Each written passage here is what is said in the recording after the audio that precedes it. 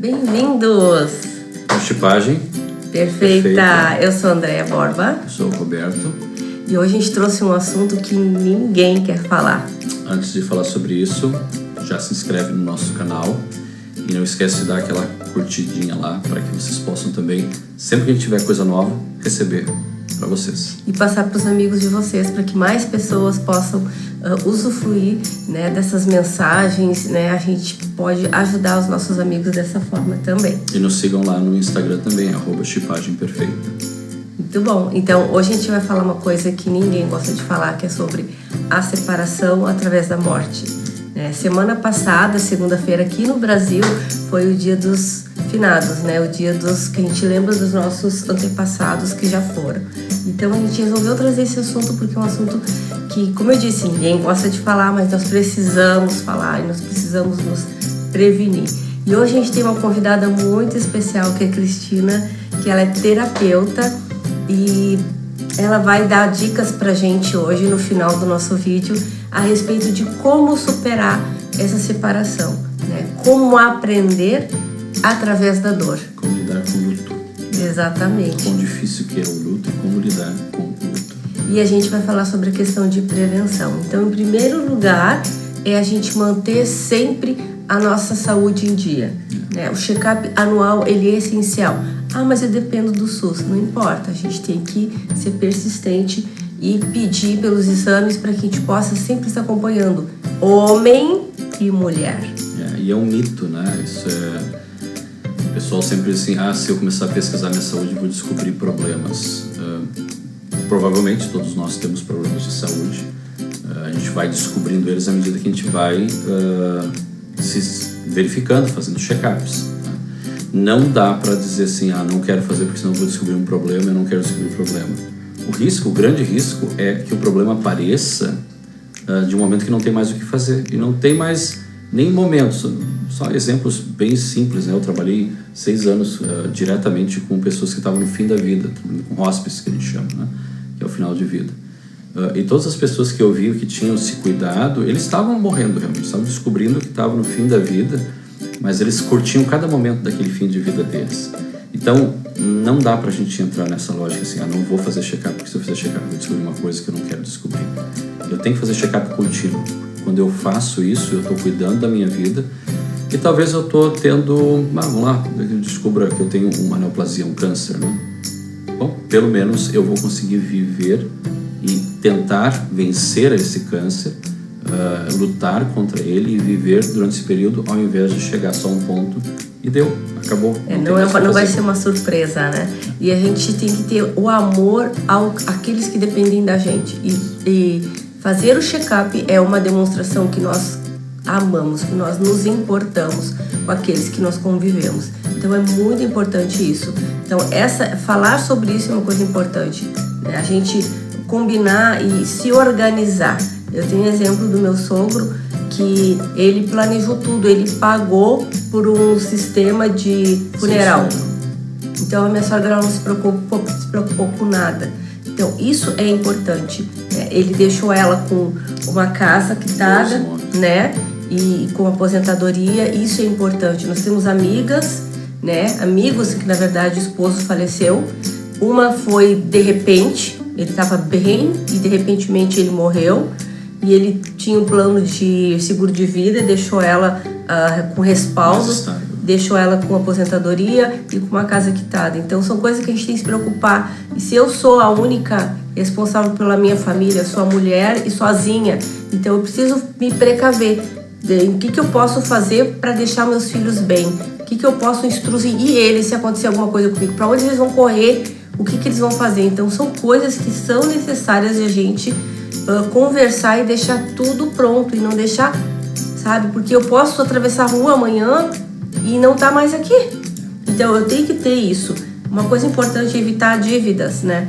Eu sei que a gente vive principalmente no Brasil, não posso falar dos outros países, principalmente Portugal, porque foi pouco tempo que a gente esteve lá, mas pra gente adquirir as coisas a gente precisa às vezes fazer crediário. Então, será que realmente eu preciso disso ou eu quero isso? Isso pode esperar?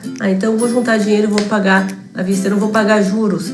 Claro que a gente sabe que para nossa casa própria a gente precisa de fazer financiamento, mas então embute nesse financiamento um seguro de vida, porque se eu venho a faltar, a casa fica quitada então para os meus filhos. São coisas que a gente não quer falar, mas a gente precisa falar a respeito disso. Essa conversa, né? Essa questão. E por mais, seja qual for a religião que eu pertenço, essa separação, ela é uma parte dolorida. A gente tem um tempo que a gente fica de luto e então, dentro daquilo que tu acredita, sabe, busca a tua fé e te apega. E uma coisa assim que eu tenho aprendido com as perdas que eu tive durante a minha vida, de pessoas queridas, é que esse momento dessa vida aqui, ele é um momento. É como tu sair do ensino fundamental e ir pro ensino médio, né? É uma outra fase. E se a gente realmente ama essa pessoa, por mais duro que tenha sido essa passagem dela, por doença ou por um acidente grave, nenhuma folha das árvores cai sem que Deus saiba. Sabe? Por que Deus permitiu que acontecesse isso? Por que era tão novo? Ele sabe. Ele sabe que aquele era o momento e a pessoa não precisava mais ficar nesse estágio. Ela estava pronta para passar para um outro estágio. E não somos nós que vamos dizer se é o certo ou não é, se é o momento certo ou não é. Dói muito, dói, com certeza. Vai levar um tempo para a gente poder se reestruturar, vai. Mas a gente tem que se apegar naquilo que a gente acredita, na fé que a gente tem, né? E seguir em frente, porque outros dependem da gente e a gente tem que seguir em frente. E esse amor que eu tenho por essa pessoa deve ser tão maior que o meu egoísmo de querer ter ela aqui comigo. A gente tem que pensar isso, a gente é egoísta, né? Eu quero essa pessoa para sempre do meu lado, eu quero minha mãe sempre do meu lado, mas eu tô sendo egoísta. Se eu amo realmente ela, eu vou permitir que ela continue no caminho que ela precisa, no progresso, e não trancar ela para trás. Porque na verdade dessa vida, o básico mesmo, como o André falou, ninguém quer enfrentar isso, é que nós vamos terminar ela um dia. Nós estamos numa vida mortal, né? E isso vai acontecer. É difícil no relacionamento, não se gosta de pensar sobre isso, mas é a verdade. E com todos os óbitos que eu acompanhei na minha vida, todos os pacientes que eu cuidei até final de vida, os mais tranquilos eram aqueles que tinham, as famílias mais tranquilas, os casais mais tranquilos, aqueles que eles tinham esse entendimento, né? Que existe. Nós não somos religiosos, nós acreditamos que depois dessa vida o nosso espírito continua vivendo, nós acreditamos na possibilidade, nós acreditamos na ressurreição, acreditamos que nós podemos, por meio de obediência a Deus, podemos viver em família juntos. E ter essas esperanças ajuda a gente a enfrentar a morte, ajuda a gente a enfrentar esse momento e não olhar para a morte como o fim, como um castigo. Na verdade, a morte é uma continuidade. Nós estamos dando continuidade, não existe o fim, desapareceu daquilo. E essa é a nossa crença, e isso, posso dizer assim, isso nos fortalece muito, nos dá muita força para seguirmos adiante. Mas independente da crença que se tem, enfrentar a morte com entendimento, com clareza, sem, vamos dizer assim, até tabus, aqueles que criam na gente o não quero enfrentar isso, não quero ver isso, só gera mais sofrimento. Às vezes é um sofrimento insuportável, que pode prejudicar a vida inteira, né? Os estudos de psiquiatria mostram pessoas que tiveram problemas pela vida porque não conseguiram enfrentar a morte de um familiar querido. Então, ponto importante a gente lembrar, né? Sim, e isso a Cris agora vai falar para nós, ativadora do bem. Ela vai falar um pouquinho mais a respeito disso e a gente já quer agradecer a participação dela no programa e aqueles que quiserem segui-la, né? Ela, toda quarta-feira ela está postando mensagens e ensinando, né, a gente como passar pelas dificuldades da nossa vida e como nos erguermos. Então acompanhe ela. E vamos lá? Uma data bem especial. E essa data é de 2 de novembro, é comemorado no Brasil o Dia de Finados, que eu digo que é o dia da lembrança dos nossos entes queridos. E para mim não é diferente, que já tenho bastante gente lá do outro lado do véu, no mundo espiritual, que passou dessa vida para outra, pessoas que eu amava demais. Mas uma vem em minha memória em especial, é a Karine. Eu vou falar um pouquinho dela para vocês, né? Karine foi a minha irmã, assim, do coração. Fazíamos tudo juntas. Uma dormia na casa da outra, e qualquer coisinha como simples, e na feira uma ligava para a outra para ir acompanhando. E era realmente assim, 24 horas grudadas. Eu, a Karine, a Carla e a Lucy, que era o nosso quarteto inseparável. E foi uma das fases mais maravilhosas da minha adolescência e da minha boa parte da idade adulta. E Karine, para minha grande alegria, né, quando eu me casei com o meu esposo Brent, o irmão dele se apaixonou pela Karine. E eles acabaram casando também.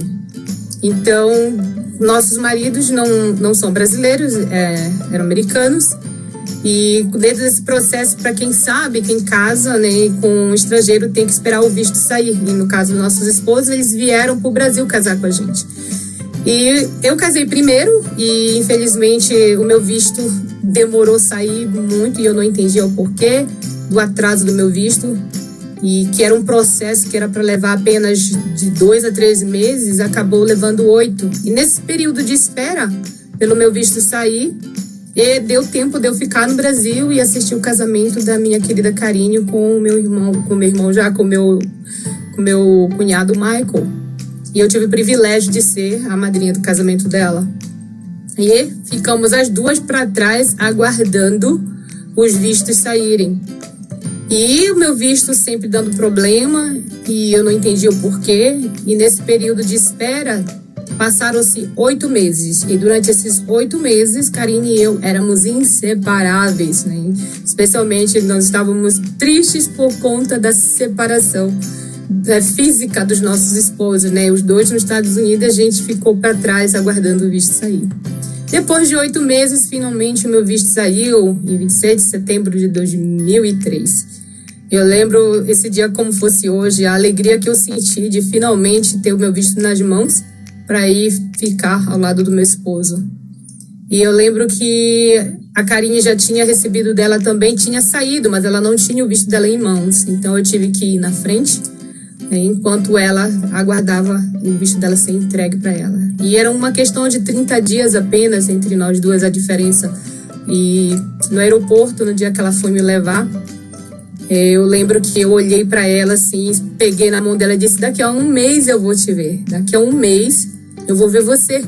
E a gente precisa estar junto lá para uma cuidar da casa da outra e vamos ver quem é que vai ser mamãe primeiro. E eu lembro que eu abracei ela bem forte, ela me abraçou também. E ela mandou um abraço pro marido dela e para mandar dizer que ela já estava chegando. Cheguei nos Estados Unidos e estava mais ou menos com umas 3 semanas nos Estados Unidos quando eu recebi uma ligação da mãe Jovina me avisando que a Karine estava muito doente, né? Ela estava com o visto dela em mãos, mas ao retornar do Rio de Janeiro, que foi aonde aconteceu a entrevista dela, ela já voltou não se sentindo muito bem. E quando chegou em casa de volta em Belém do Pará, ela estava muito mal. Apareceram manchas roxas por todo o corpo dela e ela acreditava que era dengue hemorrágica, era o que nós pensávamos, nós jamais iríamos imaginar que fosse algo muito pior. E a mãe Jovina avisou, né? Olha, Cristina, avisa o Michael que a Karine está muito doente e que ela vai precisar internar. Eu lembro assim que o meu chão se abriu, eu não esperava receber aquela notícia. E com o passar dos dias, ela foi só piorando. A cada 24 horas ela foi piorando. Com apenas 5 dias após eu ter recebido essa ligação, ela entrou em coma. E 3 dias depois dela entrar em coma, eu recebi a pior das ligações, que foi a do falecimento dela. Eu lembro que eu estava sozinha, era por volta de 1 e pouco da tarde, lá nos Estados Unidos, quando eu recebi essa ligação. E foi uma das piores ligações da minha vida. Eu realmente perdi meu chão. É uma dor que só quem passa por isso sabe explicar. E foram 2 anos de luto. Na época eu não era terapeuta. Foi um processo bem dolorido. E eu fiquei me perguntando o tempo todo, e a Deus, por quê? Eu quero entender o que é que aconteceu. E uma das maiores lições que eu aprendi foi valorizar o tempo com as pessoas enquanto elas estão vivas. Porque os 8 meses que eu pensei que estava dando errado para sair o meu visto, nada mais era Deus agindo certo para eu passar o máximo de tempo com ela. E foram os melhores 8 meses da minha vida, né? Porque eu lembro de cada detalhe ao lado da Karine. E Deus me deixou bem claro, minha filha, era a forma que ela tinha que sair da terra. Já estava previsto. Mas ela teve uma boa vida. Observa, ela aproveitou bastante. E o que ela queria que você fizesse? Que eu seguisse em frente realizando os meus sonhos como ela realizou o dela, de casar vestida de noiva com o príncipe encantado. E é assim que a vida tem que seguir. Se você não compreende agora a dor que você está passando por ter que se despedir inesperadamente de alguém que foi para o outro lado do véu, eu digo para você, pergunte para Deus o propósito disso está acontecendo na sua vida, da forma que está acontecendo. Eu prometo para você que vai ter uma resposta, porque nas escrituras fala que nenhuma oração fica sem ser respondida. A mim levou 2 anos insistindo, porque só depois de 2 anos é que eu estava pronta para enxergar o valor por trás da dor que eu estava sentindo. Olhe para a dor que você está sentindo agora. Observe o que está por trás dela. Pare para refletir. Observa por que está doendo tanto. E você vai encontrar a resposta. Você não é todo mundo para seguir sofrendo por tanto tempo. O processo do luto, ele tem um período de duração. E você pode determinar, sim, quanto tempo esse luto deve durar na sua vida. O meu foram 2 anos, mas não foram 2 anos de luto intenso. Apenas os 3 primeiros meses foram muito intensos. Mas após isso, foi amenizando. Hoje eu trabalho ajudando pessoas a superarem o luto, a viver e escolherem o período que o luto deve ser sofrido. E todas conseguem passar pelo luto de uma forma mais saudável, né, sem se sentir presa ou sentir que elas estão desonrando a memória da pessoa que partiu. Porque um dos problemas número 1, quem se encontra no luto, é acreditar que a memória da pessoa está sendo desonrada caso ela não sinta mais tristeza ou fique chorando, né, por um determinado período de tempo. E isso é um grande erro. Então você não precisa acreditar que você vai estar desonrando o seu ente querido por achar que você escolhendo deixar de sentir tristeza, isso vai desrespeitá-lo. Muito pelo contrário. Você irá honrar a memória daquele que você ama através de viver uma vida enriquecida de alegria. Com aquela alegria que você sabe que a pessoa que partiu teria se ela estivesse no seu lugar. #você não é todo mundo. Beijo pra você. Muito bom. Muito obrigado. Obrigada. Ótimo. Então, o vídeo dessa semana é sobre isso, que a gente possa ponderar sobre essa questão, né? E não carregar essas pedras pro resto da nossa vida e demonstrar o nosso amor real para as pessoas que foram, né? E continuar orando por eles, né? Eles querem ver a gente bem e não a gente sofrendo. Eu acredito que eles sofrem também. Então vamos passar essa boa mensagem para eles, aqueles que estão solteiros, né? Que perderam um pai, uma mãe, um irmão, e ter essa compreensão. Porque a gente tem que ter essa fé e seguir em frente. E se prevenir, né? A prevenção acho que é um dos pontos principais. O desespero vem pela falta de organização na nossa vida. Nós precisamos nos organizar, né? É isso aí. E deixem aí as mensagens de vocês. Se vocês tiverem alguma sugestão, eu gostaria de ouvir sobre tal assunto. Nós temos vários assuntos que a gente quer tratar, que a gente vai tratar, mas de repente tem uma coisa que é latente, que vocês, eu gostaria de vocês conversassem, falassem sobre isso. E a gente vai buscar, a gente vai falar, vai buscar da nossa vida, vai buscar de outras pessoas e vamos falar sobre isso também. Mas obrigado por todo o apoio, obrigado por estarem junto conosco. Se vocês quiserem participar também, quiserem mandar um vídeo contando histórias de vocês, fiquem à vontade, só colocar embaixo, né, na descrição, que a gente vai poder, então, trazer vocês para vocês compartilhar a experiência de vocês. E vamos, então, tornar esse mundo um pouco muito melhor, né, com uma chipagem perfeita. Um abraço.